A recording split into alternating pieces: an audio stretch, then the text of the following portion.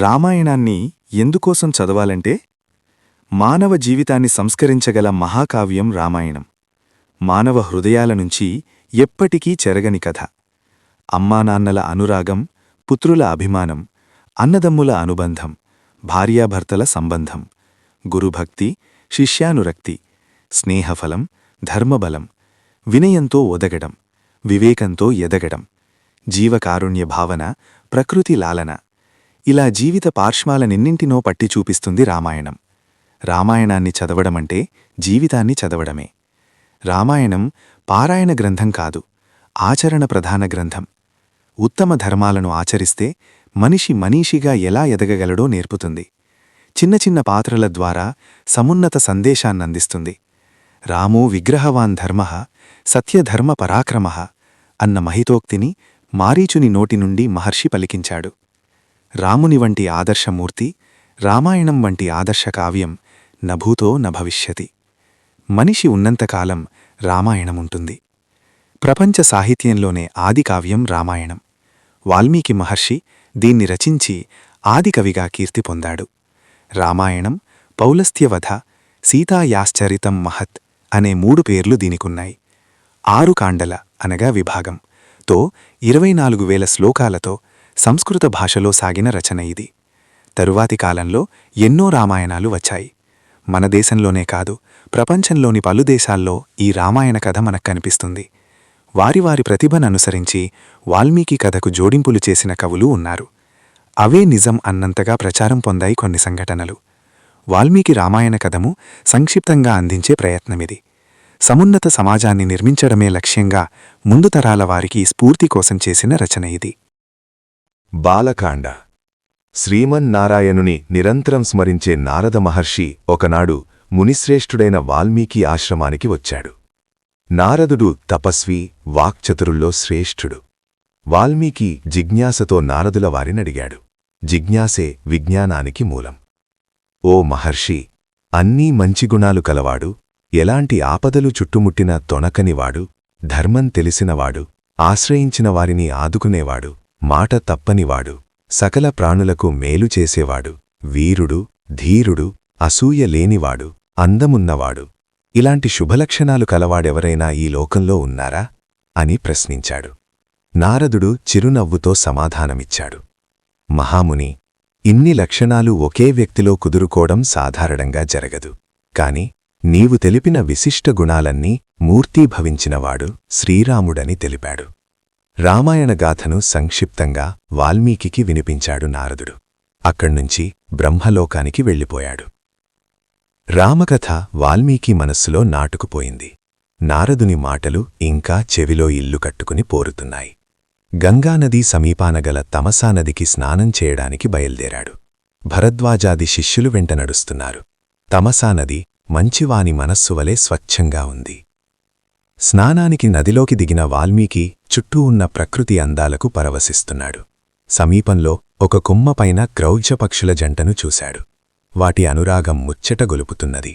వాటి మధురధ్వనులు వీనుల విందు చేస్తున్నాయి. ఇంతలో ఒక వేటగాడు క్రూర బాణంతో మగపక్షిని నేలకూల్చాడు. అది నెత్తురోడుతూ విలవిలలాడుతూ ప్రాణాలను విడచింది. ఆ ఎడబాటును తట్టుకోలేని ఆడపక్షి తల్లడిల్లిపోయింది. హృదయ విదారకమైన ఈ దృశ్యాన్ని చూశాడు వాల్మీకి. కరుణరసం జాలువారింది. ధర్మావేశం కట్టలు తెంచుకుంది. వెంటనే నోటివెంట అప్రయత్నంగా మానిషాద ప్రతిష్ఠాన్త్వ మగమహస్యాస్వతీహి సమాహ యత్క్రౌంచ మిథునాదేకం అవధీహి కామమోహితం.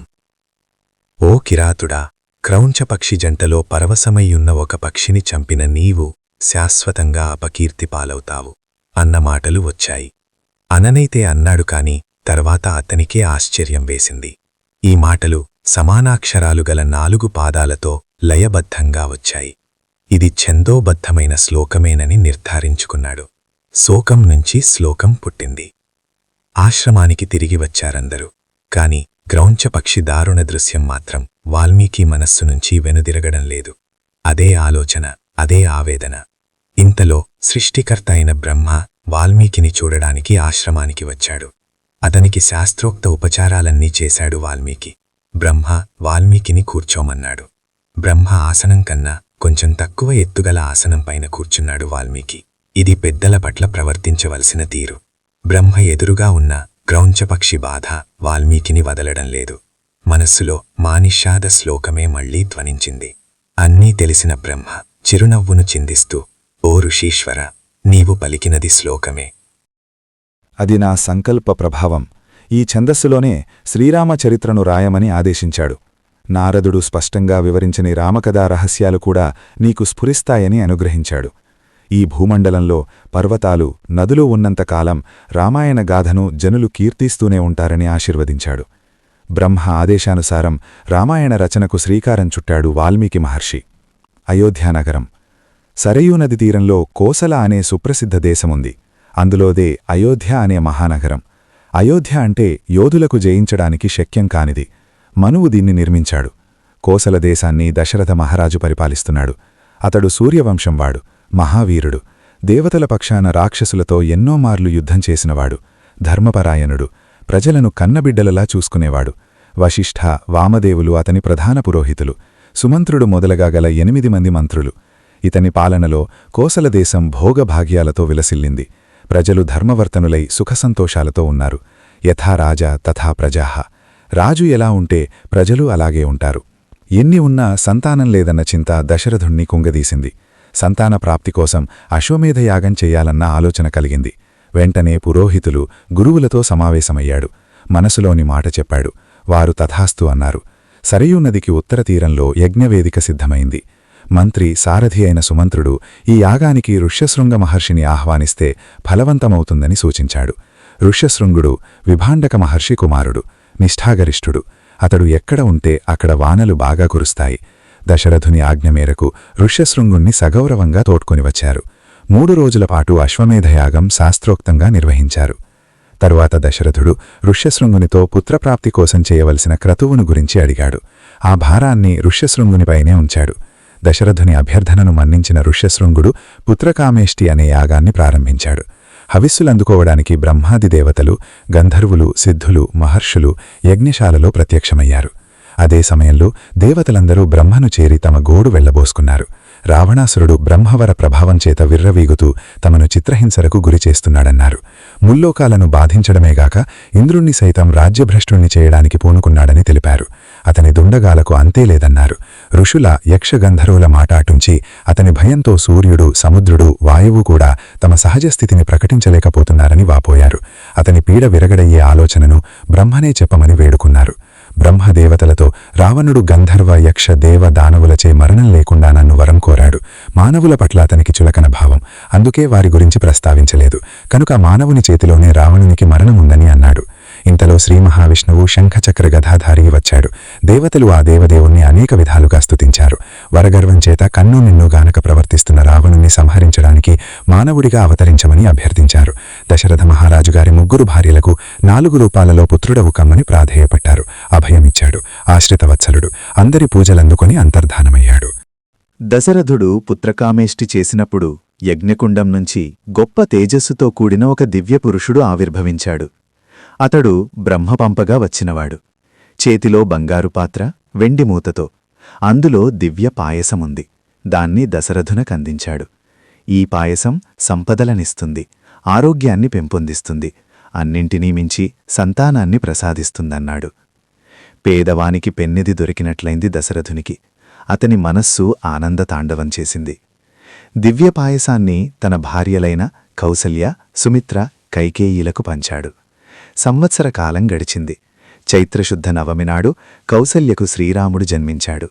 దశమినాడు కైకేయీకి భరతుడు, సుమిత్రకు లక్ష్మణ శత్రుఘ్నులు జన్మించారు. ఈ వార్త విన్న అయోధ్య ఆనంద సముద్రమైంది. రామలక్ష్మణ భరత శత్రుఘ్నులు శుక్లపక్ష చంద్రునిలా పెరుగుతున్నారు. వేదశాస్త్రాలను అభ్యసించారు.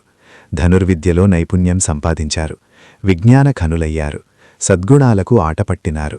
ఉత్తమ విద్యార్థులకు ఉండవలసిన లక్షణాలివి. రాముడు ఎప్పుడూ తల్లిదండ్రుల సేవలో నిమగ్నమయ్యేవాడు. చిన్ననాటినుంచి అన్నసేవే మిన్నగా భావించేవాడు లక్ష్మణుడు. ఇతడు రాముడికి బహిప్రాణం. భరత శత్రుఘ్నులు అన్యోన్య ప్రేమాభిమానాలు కలవారు. కాలచక్రం తిరుగుతున్నది. ఒకనాడు దశరథుడు తన మంత్రులు, పురోహితులు మొదలైన వారితో సమావేశమయ్యాడు. తన కుమారుల వివాహ ప్రస్తావన చేస్తున్నాడు. సరిగ్గా అదే సమయంలో అక్కడ అడుగుపెట్టాడు మహాతేజశ్శాలి అయిన విశ్వామిత్ర మహర్షి. సృష్టికి ప్రతిసృష్టి చేయగల సమర్థుడతడు. దశరథుడు ఎదురేగి సాదరంగా స్వాగతించాడు. అతిథి దేవో భవ. అతిథి మనకు దేవుడితో సమానం. ఇది తెలిసిన దశరథుడు విశ్వామిత్రునకు సముచిత రీతిన మర్యాదలు గావించాడు. వినయపూర్వకంగా చేతులు జోడించి విశ్వామిత్రుని రాకకు కారణాన్ని అడిగాడు. తనపైన కార్యభారం పెడితే నెరవేరుస్తానన్నాడు. దశరథుని వినయానికి మురిసిపోయాడు విశ్వామిత్రుడు. వశిష్ఠుని ఉపదేశాలను పొందినవాడివి, నీవు ఇలాగే ప్రవర్తిస్తావని మెచ్చుకున్నాడు. విశ్వామిత్రుడు దశరథునితో తాను వచ్చిన పనిని తెలుపుతానన్నాడు. దాన్ని ఆచరించమన్నాడు. ఆడిన మాట తప్పవద్దన్నాడు. అసలు విషయం చెప్పాడు. ఓ రాజా, నేనొక యజ్ఞాన్ని సంకల్పించాను. కాని మారీచ, సుబాహులనే రాక్షసులు ఆ యజ్ఞానికి విఘ్నాలు కలిగిస్తున్నారు. వారిని కోపించడానికి, శపించడానికి శక్తి ఉన్నా యజ్ఞదీక్షలో ఉన్నాను కాబట్టి అది నాకు తగని పని. ఉచితానుచితాలు గ్రహించకుండా శక్తిని దుర్వినియోగపరచకూడదు. అందుకు సత్యపరాక్రముడు, శూరుడు అయిన శ్రీరాముణ్ణి 10 దినాలపాటు నా వెంట పంపు. అతడే ఆ రాక్షసులను చంపగల సమర్థుడు. నా వెంట వచ్చి యాగ సంరక్షణ చేయడం వల్ల శ్రీరాముడికి అనేక శ్రేయస్సులు కలుగుతాయి. శ్రీరాముడి పరాక్రమం ఎలాంటిదో నాకు బాగా తెలుసు. నాకే కాదు, వశిష్ఠుల వారికి, వామదేవాది మహర్షులకు తెలుసు. వారంతా అంగీకరించిన తరువాతే రాముణ్ణి నాతో పంపమని అన్నాడు. ఈ మాటలు వింటుంటే దశరథుని గుండెలో రాయిపడ్డది. చేతులు జోడించి, మహర్షి, నా రాముడు 16 ఏండ్లు కూడా నిండనివాడు. ధనుర్విద్య ఇంకా పూర్తి కాలేదు. యుద్ధ విషయాలతో తగిన పరిచయం లేనివాడు. కనుక దయచేసి నా రాముణ్ణి కోరకండి. అంతగా కావాలంటే ధనుర్బాణపాణినై నేను మీ వెంట వస్తాను. మీ యాగాన్ని సంరక్షించే బాధ్యత నాది. ఇవన్నీ ఎట్లా ఉన్నా రాముణ్ణి వదలి నేను ఒక్క క్షణమైనా బతకలేను. మా నోముల పంట రాముడు. ఇంతకు ఆ రాక్షసులు ఎవరి అండతో ఈ దుండగానికి ఒడిగట్టారని అడిగాడు. విశ్వామిత్రుడు సమాధానమిస్తూ, పౌలస్త్య వంశజుడైన విశ్రవసుడనే మునికుమారుడు రావణాసురుడు. అతడు కుబేరుని సోదరుడు. అనేక రాక్షస బలాలు కలవాడు. బ్రహ్మ ఇచ్చిన అసాధారణ వరాల వల్ల అతని గర్వం ఇబ్బడి ముబ్బడైంది. ముల్లోకాలను అల్లకల్లోలం చేస్తున్నాడు. అటువంటి వాడికి యజ్ఞం భగ్నం చేయడమనేది అల్పంగా తోస్తున్నది. అందుకే ఇటువంటి పనులలో పాల్గొనడు. మారీచ, సుబాహులు ఇతని చేత ప్రేరితులై యజ్ఞాలకు విఘ్నాలను కలిగిస్తున్నారనగానే దశరథుడు మరింత భయపడ్డాడు. యుద్ధంలో యమునితో సమానులైన వారినెదుర్కోవడానికి నా చిన్ని పాపణ్ణి పంపను. నేను కూడా యుద్ధ విషయంలో అశక్తుడనని పలికాడు. దశరథుని మాటలకు విశ్వామిత్రుడు అగ్గిమీద కుగ్గిలమైనాడు. ఇచ్చిన మాట తప్పటం మీ ఇంటా వంటా లేదు. నీవందుకు సిద్ధపడితే రిక్తహస్తాలతో తిరిగి వెళ్తాను. మీరు సుఖంగా ఉండండి అన్నాడు విశ్వామిత్రుడు. పరిస్థితి తీవ్రతను గమనించాడు. వశిష్ఠ మహర్షి ఇచ్చిన మాట నిలబెట్టుకోమని దశరథునికి హితవు పలికాడు. మాట నిలబెట్టుకోని వానికి ధర్మకార్యాలనాచరించిన ఫలం నశిస్తుందని హెచ్చరించాడు. వివిధాస్త్ర ప్రయోగ దక్షుడైన విశ్వామిత్రుడి వెంట రాముణ్ణి పంపడంలో సంశయానికి తావుండకూడదన్నాడు. రాముణ్ణి పంపితే మేలు జరుగుతుందని సుతిమెత్తగా సూచించాడు. వశిష్ఠుని హితవచనాలకు దశరథుడు తలొగ్గాడు. రామలక్ష్మణులను పిలిపించాడు. కౌసల్యతో కలిసి ఆశీర్వదించాడు. ప్రశాంతమైన మనస్సుతో విశ్వామిత్రుడికి అప్పగించాడు. విశ్వామిత్రుని వెంట ధనుర్ధారి అయి రాముడు నడుస్తున్నాడు. లక్ష్మణుడు అనుసరిస్తున్నాడు. సరయూ నదీ తీరం వెంబడి చాలా దూరం ప్రయాణించారు ముగ్గురు. తర్వాత రామలక్ష్మణులకు బల, అతిబల విద్యలనుపదేశించాడు విశ్వామిత్ర మహర్షి. వీటి ప్రభావం వల్ల అలసట, ఆకలి దప్పులు ఉండవు. రూపకాంతులు తగ్గవు. నిద్రలో ఉన్నా ఏమరుపాటుతో ఉన్నా రాక్షసులేమీ చేయలేరు. ముల్లోకాల్లో ఎదురుడ్డి నిలచేవారుండరు. రాముడు గురుసేవలో నిమగ్నుడయ్యాడు. విశ్వామిత్రుని పాదాలొత్తాడు. సేవలు చేశాడు. గురుసేవ విశేష ఫలితాన్నిస్తుంది. సరయూ నదీ తీరంలోనే వాళ్లు ఆ రాత్రి నిద్రించారు. తెల్లవారుతోంది. విశ్వామిత్రుడు రామలక్ష్మణులకు మేల్కొలుపు పలికాడు. కౌసల్యా సుప్రజా రామ పూర్వా సంధ్యా ప్రవర్తతే. ఉత్తిష్ట నరశార్ధూల కర్తవ్యం దైవమాహ్నికం. కౌసల్యాదేవి సత్సంతానమైన ఓ రామా, తూర్పున ఉషహకాంతులు ప్రసరిస్తున్నాయి. నిద్రలేచి నిత్యకర్మలను ఆచరించమన్నాడు. గురువాక్యం శిరసావాహించాడు రాముడు. లక్ష్మణునితో కలిసి మళ్లీ ప్రయాణం కొనసాగింది. సరయూ గంగానదుల సంగమ ప్రదేశాన్ని చేరుకున్నారు. అక్కడి విశేషాలను గురుముఖతా తెలుసుకున్నారు. జ్ఞానాన్ని పొందడంలో నిరంతరం అప్రమత్తులయుండడం ఉత్తమ విద్యార్థుల లక్షణం. ప్రయాణం సాగుతున్నది. మలద, కరూష అనే జనపదాలకు చేరుకున్నారు. ఇంద్రుని అనుగ్రహ విశేషంచేత ఈ ప్రాంతాలు ధనధాన్యాల సమృద్ధితో ఉండేవి. కాని తాటక అనే యక్షిణి ఈ ప్రాంతాలకు వచ్చి విధ్వంసాన్ని సృష్టించింది. పుట్టుకతోనే 1000 ఏనుగుల బలం కలిగిన ఈమెను ఎవరూ ఎదిరించలేకపోతున్నారు. అగ్నికి ఆజ్యం తోడైనట్లు ఈమెతో పాటు ఈమె కుమారుడు మారీచుడు విరుచుకపడుతూ ఈ జనపదాలను అతలాకుతలం చేస్తున్నాడు. దుష్టురాలైన తాటకను వధించమని రాముడితో అన్నాడు విశ్వామిత్రుడు. ఒక్క క్షణం రాముడు మౌనముద్ర దాల్చాడు. రాముడి భావం గ్రహించాడు విశ్వామిత్రుడు. స్త్రీని ఎలా చంపాలనే సంశయం వద్దు, అధర్మపరాయణాయన తాటకను చంపితే దోషం రాదని కర్తవ్యముపదేశించాడు. వెంటనే రాముడు దృఢనిశ్చయుడై అంజలి ఘటించాడు. మీరు చెప్పినట్లుగా నడచుకోమని మా నాన్నగారు నన్ను ఆదేశించారు. వారి ఆజ్ఞ నాకు శిరోధార్యమని పితృవాక్య పరిపాలనాశక్తిని చాటాడు. అలాగే గురువు ఆజ్ఞను పాలించడం శిష్యునిగా తన కర్తవ్యమని భావించి తాటకవధకు ఉద్యుక్తుడైనాడు. వికృతాకారంతో విరుచుకపడుతున్న తాటక చేతులను తన నిశిత బాణాలతో ఖండించాడు రాముడు. అయినా ఆవేశంతో మీదికి వస్తున్న తాటక ముక్కు చెవులను కోసివేశాడు లక్ష్మణుడు. తాటక ఆవేశం రెండింతలైంది. తాను కనబడకుండా వాళ్లపై రాళ్లవాన కురిపిస్తున్నది. ఇదంతా గమనిస్తున్నాడు విశ్వామిత్రుడు. సంధ్యాకాలం సమీపిస్తున్నది. ఈలోపే తాటకను పరలోకానికి పంపమని పురమాయించాడు. అసుర సంధ్యాకాలంలో రాక్షసులు మహాబలాన్ని పొందుతారు. ఎదుర్కోవడం కష్టం. ఇక ఏమాత్రం ఆలస్యం చేయకుండా రాముడు శబ్దవేధి విద్యను ప్రదర్శిస్తూ బాణప్రయోగం చేశాడు. క్షణకాలంలో తాటక నేలపైబడి ప్రాణాలను వదిలింది. తాటకవధతో దుష్ట సంహారానికి పూనుకున్నాడు రాముడు. ఇంద్రాది దేవతలు రాముణ్ణి స్తుతించారు. సంతుష్టుడైన విశ్వామిత్ర మహర్షి రామునకు ఎన్నో దివ్యాస్త్రాలను అనుగ్రహించాడు. గురువు అనుగ్రహిస్తే ఇవ్వలేనిదేమిటి? శిష్యుడు పొందలేనిదేమిటి? రామలక్ష్మణ సహితుడై విశ్వామిత్రుడు సిద్ధాశ్రమం చేరుకున్నాడు. అదే అతని యజ్ఞభూమి. రామలక్ష్మణులు వినయంగా చేతులు జోడించి గురువుగారిని యజ్ఞదీక్షను స్వీకరించమని ప్రార్థించారు. మన్నించాడు మహర్షి. యజ్ఞదీక్షితుడయ్యాడు. మరునాడే యజ్ఞం ప్రారంభమైంది. 6 రోజులపాటు సాగే ఈ యజ్ఞ విషయంలో అత్యంత జాగరూకులై రామలక్ష్మణులకు సూచించారు మునులు. 5 రోజులైంది. కంటిమీద కొనుకు లేకుండా యజ్ఞాన్ని కాపాడుతున్నారు రామలక్ష్మణులు. కర్తవ్యాన్ని నెరవేర్చడంలో ఇంత నిష్ఠ ఉండాలి. చివరి రోజు ఉన్నట్టుండి ఒక్కసారిగా యజ్ఞకుండం నుండి జ్వాలలు ఎగసిపడ్డాయి. ఇది రాక్షసుల రాకకు సూచన. మారీచ, సుబాహులు అనుచరులతో వచ్చారు. యజ్ఞవేదిక పరిసరాలు రక్తవర్షంతో తడిసి ముద్దయ్యాయి. రాముడు సీతేషువు అన్న మానవాస్త్రాన్ని మారీచుడిపైకి ప్రయోగించాడు. దాని దెబ్బకు మారీచుడు 100 యోజనాల దూరం ఎగిరి సముద్రంలో పడిపోయాడు. స్పృహ కోల్పోయి గిరగిరా తిరుగుతూ కొట్టుకుపోతున్నాడు. మరు నిమిషంలో ఆగ్నేయాస్త్రంతో సుబాహుని వక్షస్థలాన్ని ప్రక్కలు చేశాడు. వాయవ్యాస్త్రంతో మిగతా రాక్షసుల పనిపట్టాడు.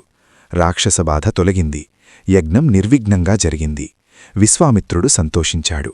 సమర్థులైన శిష్యులను చూసి ఏ గురువు సంతోషించడు. మరునాడు ఉదయాన్నే రామలక్ష్మణులు విశ్వామిత్రుని ఎదుట వినయంతో నిలిచారు. ఇంకా ఏమి చెయ్యాలో ఆజ్ఞాపించమన్నారు.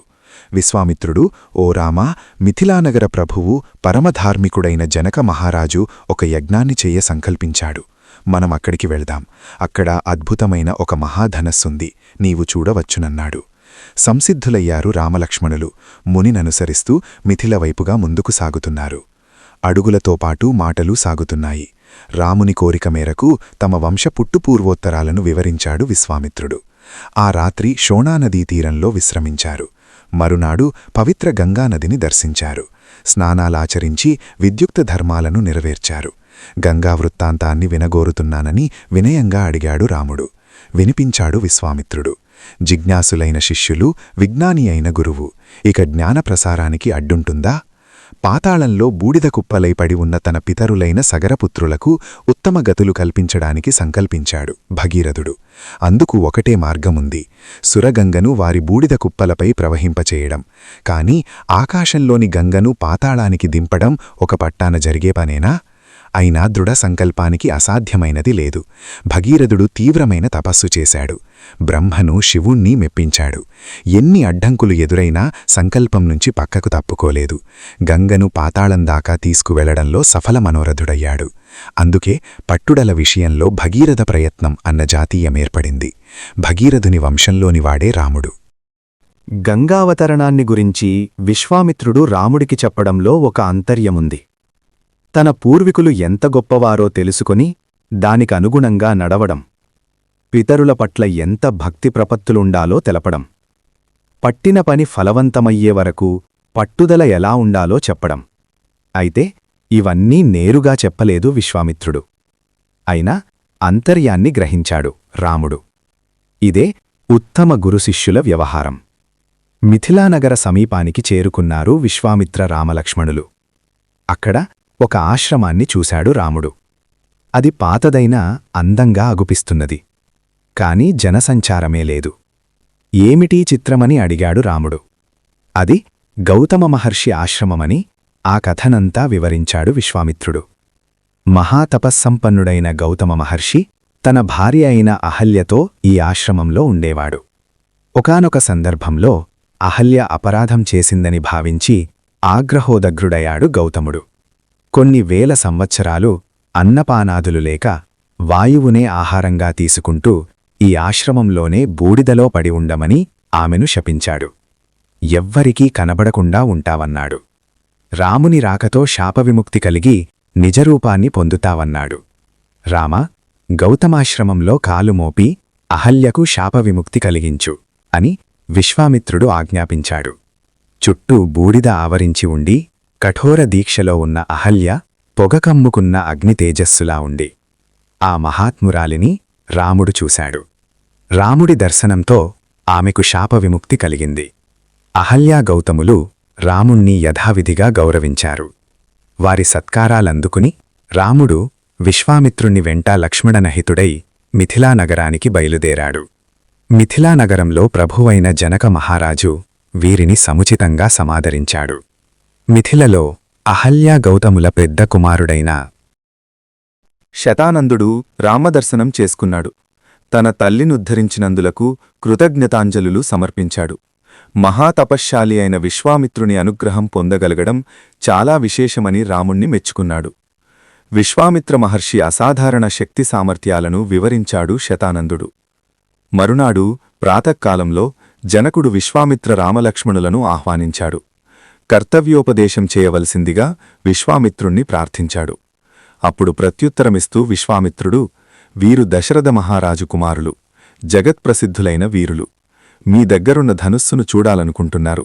దాన్ని చూపించండి, శుభం జరుగుతుంది, వాళ్ల ముచ్చట తీరుతుందన్నాడు. అప్పుడు జనకుడు తన దగ్గరున్న శివధనుస్సు చరిత్రను వివరించాడు. యాగం కోసం భూమిని దున్నుతుండగా ఒక పాప దొరికిందని, నాగటి చాలున దొరికినందువల్ల ఈమెకు సీత అనే పేరు వచ్చిందని చెప్తూ ఆమెను గొప్ప పరాక్రమవంతుడికివ్వాలన్న తన అభిమతాన్ని వెలుబుచ్చాడు. శివధనుస్సును ఎక్కుపెట్టగలవాడే సీతకు తగిన భర్త అన్నాడు. గతంలో ఎందరో రాజులు వచ్చి శివధనుస్సు ఎక్కుపెట్టడానికి విఫల ప్రయత్నం చేశారని, ఎక్కుపెట్టడం మాట ఎలా ఉన్నా కనీసం కదలించలేకపోయారన్నాడు. ఇదంతా విని శివధనుస్సును తెప్పించమన్నాడు విశ్వామిత్రుడు. సరేనన్నాడు జనకుడు. బలిష్ఠులు, దీర్ఘకాయులైన 5,000 మంది అతి కష్టం మీద శివధనుస్సుతో కూడిన పేటికను తీసుకువచ్చారు. విశ్వామిత్ర మహర్షి అనుమతితో ధనస్సు మధ్యభాగాన్ని అవలీలగా పట్టుకున్నాడు రాముడు. ధనుర్విద్యలో ఆరితేరిన రాముని చెయ్యి సోకగానే ఆ ధనస్సు వంగింది. వింటినారిని సంధించాడు. వేలకొలది సదస్యులు ఆశ్చర్యంలో మునిగిపోయారు. అల్లెతాడును ఆకర్ణాంతంగా లాగాడు రాముడు. పిడుగుపాటులా భయంకర శబ్దాన్ని చేస్తూ విల్లు ఫెళ్లున విరిగింది. విశ్వామిత్రుడు, జనకుడు, రామలక్ష్మణులు తప్ప మిగతావారంతా మూర్ఛబోయారు. ఇచ్చిన మాట ప్రకారం జనకుడు సీతారాముల వివాహం జరపడానికి సంసిద్ధుడయ్యాడు. దశరథ మహారాజుకు వర్తమానం పంపాడు. అయోధ్య నుంచి అందరూ తరలివచ్చారు. జనకుడు తన కుమార్తెలైన సీతను, ఊర్మిళలను రామలక్ష్మణులకు, తన తమ్ముడు కుశధ్వజుని కుమార్తెలైన మాండవిని, శృతకీర్తిని భరతశత్రుఘ్నులకు ఇచ్చి వివాహం జరిపించాడు. అంగరంగ వైభవంగా జరిగాయి కళ్యాణాలు. మరునాడు విశ్వామిత్ర మహర్షి కొత్త దంపతులను ఆశీర్వదించి దశరథ జనక మహారాజులను వీడ్కొని హిమాలయ పర్వతానికి వెళ్ళాడు. తర్వాత బంధుమిత్ర సమేతంగా దశరథుడు అయోధ్యకు బయలుదేరాడు. దారిలో వీళ్లకు పరశురాముడు ఎదురుగా వచ్చాడు. అతడు ప్రళయకాల రుద్రుడిలా ఉన్నాడు. గండ్రగొడ్డలిని ధనుడు బాణాలను ధరించాడు. ప్రజ్వలిల్లే అగ్నిలా భయంకరంగా ఉన్నాడు. క్షత్రియులంటే ఇతనికి సరిపడదు. పూర్వం క్షత్రియుడైన కార్తీవీర్యార్జునుడు ఇతని తండ్రి అయిన జమదగ్నిని చంపాడు. అప్పటినుండి క్షత్రియ నిర్మూలనానికి కంకణం కట్టుకున్నాడు. 21 సార్లు భూప్రదక్షిణం చేసి ఎంతోమంది క్షత్రియులను తన గండ్రగొడ్డలికి బలిచేశాడు. పరశురాముడు శ్రీరామునితో తన దగ్గరున్న వైష్ణవ ధనుస్సును ఎక్కుపెట్టమని సవాలు విసిరాడు. సరేనన్నాడు రాఘవుడు. అవలీలగా ఎక్కుపెట్టాడు. ఓటమినంగీకరించిన పరశురాముడు తక్షణమే మహేంద్ర పర్వతానికి వెళ్ళిపోయాడు. దశరథుడు సపరివారంగా అయోధ్యకు చేరుకున్నాడు. భరతుడు శత్రుఘ్నునితో మేనమామ వెంట తాతగారింటికి వెళ్ళాడు. రామలక్ష్మణులు తల్లిదండ్రుల సేవలో గురువుల సేవలో తరిస్తూ అయోధ్యలోనే ఉండిపోయారు.